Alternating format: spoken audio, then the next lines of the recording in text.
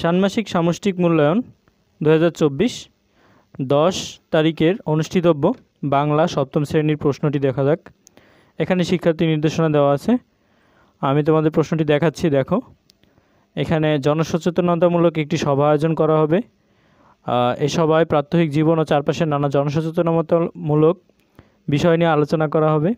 কাজ 1 দেখা যাচ্ছে এখানে। কাজ 1টি করব আমরা। কাজ 1-এর ক নাম্বার ধাপ দেওয়া আছে এখানে। এই ধাপ থেকে আমরা কিছু সমস্যা খুঁজে বের করব।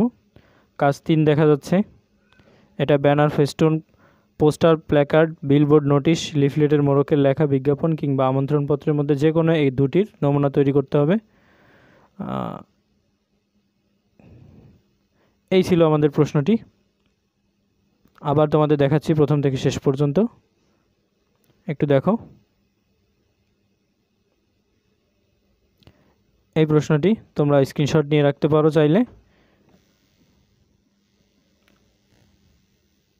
ধন্যবাদ।